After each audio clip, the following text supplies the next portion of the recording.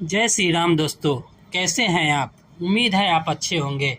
दोस्तों, मेरी एक कोशिश रहती है कि प्रभु श्री राम से जुड़ी हर एक कहानी आपके सामने लाऊं और प्रभु श्री राम की कृपा आप पर बनी भी रहे।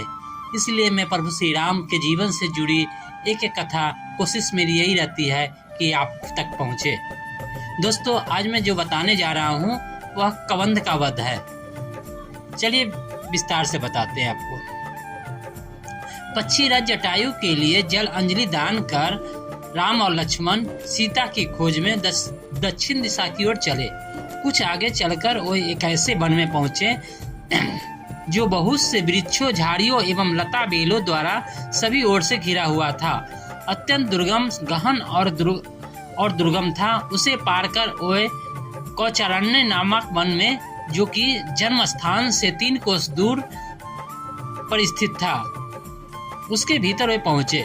वह वन भी सघन अनेक मेघों के समूह के दृश्य सदृश श्याम प्रतीत होता था, किंतु विविध रंग के सुंदर फूलों से सुशोभित होने के कारण सुंदर सा जान पड़ता था। उसके भीतर अनेक पशु पक्षी भी निवास करते थे।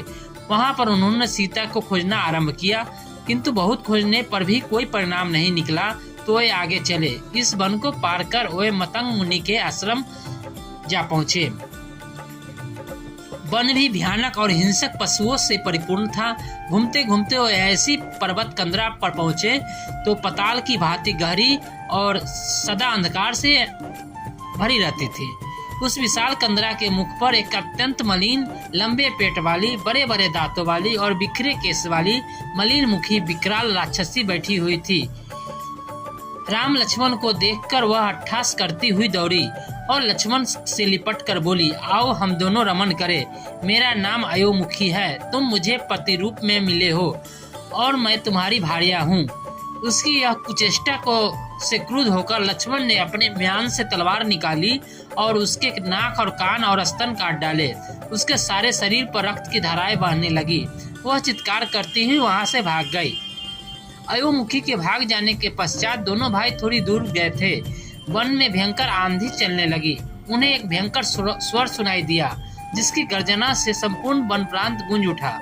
सावधान होकर दोनों भाइयों ने तलवार निकालकर उसी दिशा की ओर पैर बढ़ाए जिधर से वह भयंकर गर्जना आ रही थी। कुछ ही दूर जाने पर उन्होंने गज के आकार वाले बिना गर्दन के कबंध राक्षस को देखा। कबंध एक ऐसा राक्षस था जिसका सिर्फ धड़ था, सिर नहीं था। उसका न तो गर्दन था, न ही मस्तक था।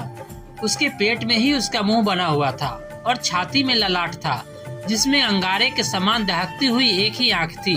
वह दोनों मुट्ठियों में वन के जंतुओं को पकड़कर इनका मार्ग रोके खड़ा था। राम लक्ष्मण को देखते ही उसने लपककर दोनों को एक साथ ही बलपूर्वक पीड़ा देते हुए पकड़ लिया और बोला, बड़े भाग से आज ऐसा सुंदर भोजन मिला है। तुम दोनों को खाकर मैं अपनी क्षुधा में शांत करूंगा। इस आकस्मिक आक्रमण से लक्ष्मण भयभीत हो गए, परंतु रामचंद्र ने बड़ी फुर्ती से उस राक्षस का दाहिनी भुजा काट डाली। लक्ष्मण ने भी क्रोधित होकर उसकी बाई भुजा को काट दिया। वह चित्कार करता हुआ पृथ्वी पर गिरा। पृथ्वी पर गिरकर उसने पूछा, वीरो, आप दोनों कौन हो? उसके इस प्रकार पूछने पर लक्ष्मण ने उसे दोनों भाइयों का परिचय दिया। उनका परिचय सुनकर कबंध ने राम से कहा, महाभाऊ राम, पूर्व काल में मैं अत्यंत पराक्रमी था, किंतु पराक्रमी होते हुए भी राक्षस रूप धारण कर ऋषियों को डराया करता था। एक बार क्रोधित होकर स्थूल सीरा नामक महर्षि ने मुझे राक्षस हो जाने का श्राप दिया। शाप मुक्ति के लिए मेरे द्वारा प्रार्थना करने पर उन्होंने बताया कि जब राम तुम्हारी भुजाओं को काट देगा तो तुम्हारी मुक्ति हो जाएगी। हे पुरुष श्रेष्ठ, आपने राक्षस योनि से मुझे मुक्ति दिलाकर मेरा बड़ा उपकार किया है। आप मुझ पर इतनी कृपा और करो कि आपने हाथों से मेरा दाह संस्कार कर देना।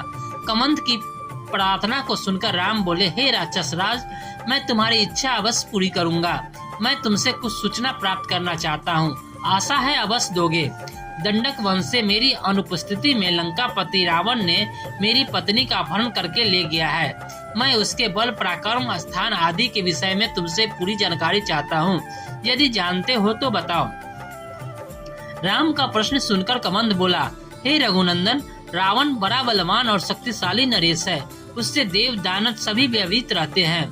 उस पर विजय प्राप्त करने के लिए आपको नीति का सहारा लेना होगा।